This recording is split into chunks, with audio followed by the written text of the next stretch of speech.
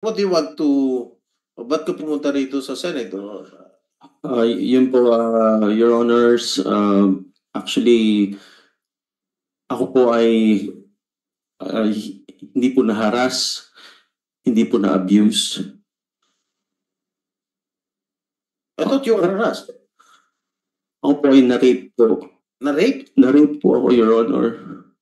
Kasama po natin ngayon, Senator, si Mr. Gerald Santos. Yes po. Kasama po ang ating si Attorney Ferdinand Topacio. Okay. Good morning po, I heard that Your Honors po. only in Facebook. I heard your rants in. I read your rants in Facebook. Yes po. What happened? This happened 2005. Am I correct? Yes po. You're only 15 years old? Yes po, Oh. Your Honor. Yes, 2005 po nangyari. And nilabas ko po ito noong 2010. Why did it take you 5 years? Dahil po sa takot po, sa kahihiyan, dahil po nung time na yon ay hindi pa naman po katulad ng panahon po ngayon na mas open na po ang lahat. And You should have filed the complaint immediately after that you were sexually harassed. ang nangyari po kasi noon, Your Honor, ay gusto po namin mag-pursue ng legal action. But yung nakausap po naming lawyer at that time, parang tapos na raw po yung prescription period. Okay, assuming that you filed the complaint with GMA, correct? Yes po. In 5 years after, Yes po. did the GMA7 take action on it? Wala pong clear na resolution po na nakarating po sa I amin. have a copy here. Opo, Suspended and terminated the services of the one who sexually harassed you. pati po ako At hindi inulis na po nakabalik. nila. Hindi siya na nakabalik. I will not And- mention the name already because you know his name, of course. Yes po. What I'm saying is that GMA7 took action on it. Took action on your complaint. Diba? You wrote to have it. Yes po. And Correct. Then Attorney you- Philip Gozon po. Attorney Gozon, Felipe Gozon. Oh, inaksyonan nila. Terminate yung services nung musical director. Correct? Yes po. Oh. Ang nangyari nga lang po ay kasi po yung musical director po na ito ay connected po sa mga ibang executives po dun sa loob. So ako po ay napag-initan po dun sa loob. So kahit na kumbaga naalis nga po siya, naalis din po ako sa network. Yun po yung nangyari po, Your Honor. O, diba? Umingi ka rin ng release, diba? Umingi ka ng release sa GMA, correct? Release po sa GMA Artist Yes. Center at that Yeah. time. But we wanted po na maging under the GMA itself. I have a copy here of determination, the document terminating the person who harassed you. And it was signed by the Senior Vice President, Entertainment TV, Wilma Galvante. Hindi po nakarating po sa amin yan, Your Honor. You want me Hindi to, po you want me to talaga. provide a copy? You want me to provide a copy? Ayan, no? Sorry po. Ibig sabihin, hindi mo alam na inaksyon na ng GMA7. Nabalitaan ko lamang po na wala na po siya sa GMA. But since wala po kaming na receive na official na yan po, yung letter na resolution po, ay kasi nababalitaan po namin na nakakapag musical director pa rin siya sa mga shows, sa mga concerts. Tapos yun ang sinasabi mo, banned ka na raw sa GMA7. Is that correct? Hindi po. I'm po sa entertainment department po. Dahil po yung may kaibigan po siya dito sa entertainment department na hanggang ngayon po ay galit po sa akin. Kaya hindi po ako makapasok po sa entertainment department. Hindi, But pero- sa sa news, sa mga news departments po, sa mga game shows ay nakakapag-guest po ako. Pero hindi ka totally banned doon sa network. Di ba? Yes po. Hindi ko po sinabi na totally banned po ako. Bale, ayun po, nilinaw ko din po naman yun dun po sa nilabas ko pong video. Hmm. So, what do you want to... Ba't ka pumunta rito sa Senate? Yun po, Your Honors, actually, ako po ay hindi po na-harass, hindi po na-abuse. I thought you were harassed. Ako po ay na-rape po. Na-rape? Na-rape po ako, Your Honor. Yung musical director? Yes po. Kasi there are a lot of definitions of rape. You know. How did you say it's rape? Handa po akong ikwento po dito yung nangyari. Pero ako po ay natatakot na baka po ako po ay balikan po ng mga taong ito. Kung ano po, hihingi po ako ng tulong po sa inyo, Senator Jinggoy and Senator Robin, na ako po ay magkaroon po ako ng lakas ng loob para po pasabi po itong story ko po. For 19 years po, ay kinip ko lamang po ito dahil sa takot ko nga po sa kahihiyan. Hindi ko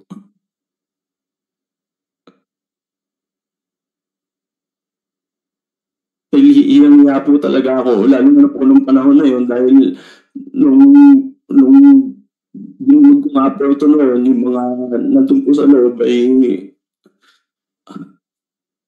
parang dinidismiss lang po nila yung sinabi ko na parang mag-move on ka na lang kasi kalakaran yan dito. Nilulunod pa po nila ako na homophobic daw ako kaya ako nare-reklamo yung tao.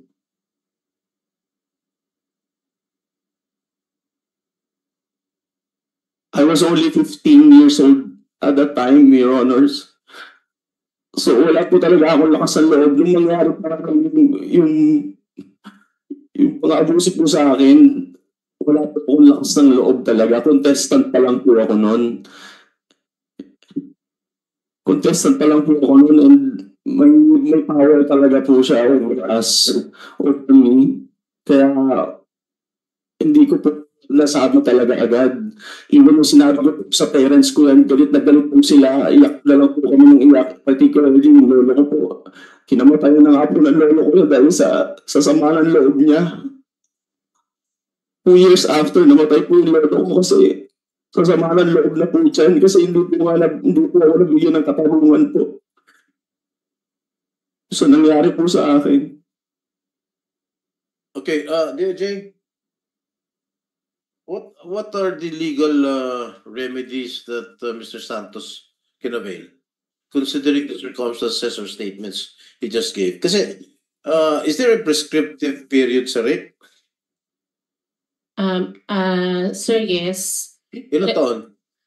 I think, sir, it's 20 years, but I'll check po because he is a minor when the crime was committed. So baka po mas matagal po yung prescriptive period niya. But for grave offenses po, it's 20 years na pwede pa siyang Are you I'll contemplating? check po the exact years po. Mr. Santos, are you contemplating of filing charges Yes against po. the medical director? Yes po, Your Honor. Even though, Kasi ang tagal ko na po talagang gusto po itong, kaya lang natatakot po talaga ako and wala po akong means. Kaya Your Honor, ako po ay naniniblog po sa inyo. Talaga po ako kasi ang tagal ko po nitong tinago lang po sa ano ko po yung after po nung no, that's why we're... yung after po nung nagreklamo kami sa GMA na natanggal po sa GMA. Kaya gumapang po kami talagang nabuhaan ko. Kami po ng manager ko, nandito po yung manager ko, si Kuya Coco.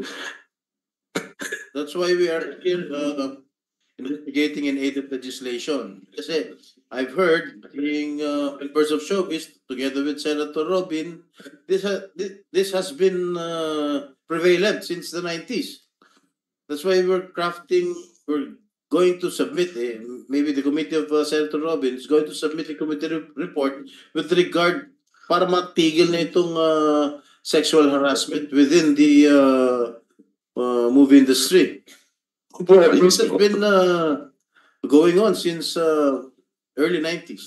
Opo, yung nung nangyari yun. Hindi lang lalaki pati babae. Pati babae, hindi lang lalaki. Yun po, sobrang bumapang po kami and nagpasalamat na lang po talaga ako na yung mga interviews ko po actually nung sinasabi kong marami pong beses na gusto kong sumuko na kasi dumating po talaga sa point na parang gusto ko na rin pong tapusin po yung buhay ko kasi kaya rin po yung buhay ng family ko. So, hirap po talaga ako kung paano ko po itatago yung family ko na napigilan po yung mga opportunities po sa akin. Kumusta naman ang career mo ngayon? Sa ngayon, so wala po akong Umalis ka sa GMA7. Di ba lumipad ka sa TV5? TV5 po ako, pero You were asking for a release from GMA7, correct? yes po. Oh. Yes po. You transferred to TV5. Yes po. Oh, what happened there? Binigyan po nila ako ng opportunity na makapag-show sa weekly show din po nila. Pero usually, ay hindi naman po nag-prosper yung shows at nawala din po ako. Wala rin nangyari. Yes po. At yun po, napapasok na po ako sa teatro. At thankfully po ay dumating po yung pangalawang parang second week po nung karoon ko nung nabigyan po ako ng opportunity po sa Miss Saigon po. Nakapasok po ako sa Miss Saigon. Doon lang po talaga nabukaw lang ulit yung confidence ko po na halos nasira na po parang pinrevent na po yung opportunities ko po, yung mga kakataon ko po dito sa Pilipinas. And thankfully po nabigyan po ng opportunity sa international stage. Very good. Anyway, you have your lawyer beside you, top-notch lawyer beside you, Attorney.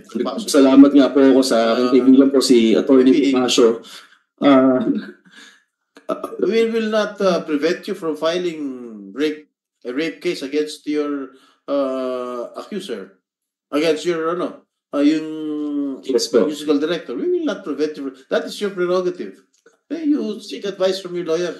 Ano po kasi si attorney po ay talagang binigyan lamang po ako ng oras po ngayon at siya po ay legal counsel ko for now, but after this po ay talagang ako po ay kailangan ko po humanap po ng aking legal counsel for the case po. At sana po ay matulungan niyo po ako, Senator Jinggoy, Senator Robin. Ako po ay nakikiusap po sa inyo dahil ako po ay natatakot po dahil na-prevent po nila yung aking pong progress ng career po dito sa Pilipinas. Ngayon po ako na magsasalita po ako, hindi ko po alam kung ano pong kaya pa po nilang gawin. What do you mean na-prevent yung progress mo sa network? You were the one who asked for a release. Di ba? Ikaw ang gustong magpatanggal sa GMA.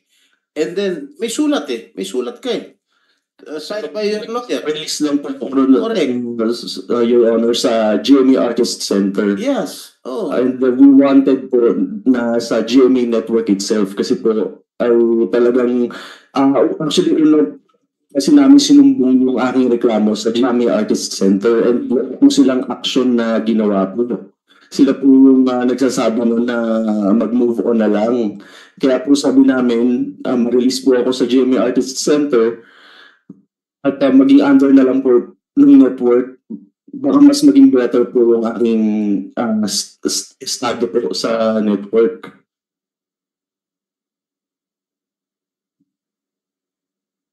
I have a copy of the letter of your lawyer. Notice of rescission of GMA Artist Management Agreement. Ikaw ang gusto magpa-release Oh. Sa Artist Center po, sir. Di ba yun ang bubuhay, yun ang nag-build up sa mga artista, yung Artist Center? Pero may mga artists po na under GMA network itself po. So nagpaparelease ka sa artist center. Opo, dun po sa artist management nila. Pero pwede pong under GMA network na po at that time. Sinisi mo po, unfortunately, GMA has failed to perform its obligation under the agreement as discussed in Mr. Santos's letter dated February 9, 2010. On the basis of the above, our client has decided to rescind the agreement. Ooh. Accordingly, this letter constitutes formal notice of rescission of the agreement effective upon receipt hereof. Basta ang pagkakaalam ko, ikaw ang gustong umalis sa GMA Artist Center, basta inaksyon na ng GMA yung reklamo mo, tinanggal yung musical director because of yung charge mo na you were sexually harassed. Yes po, pero yun nga po, sa GMA Artist Center lang po. And sinabi po namin sa letter na gusto po namin sa GMA network maging under po ako. What did they say? Wala po silang sinabi, basta nirelease na lang po nila ako. Anyway, may you have your lawyer there beside you. You can seek advice from your lawyer.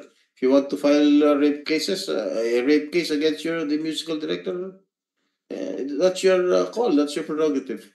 Yes po, Your Okay, Honor. we Salamat po. continue. Thank you, Mr. Santos. Salamat po.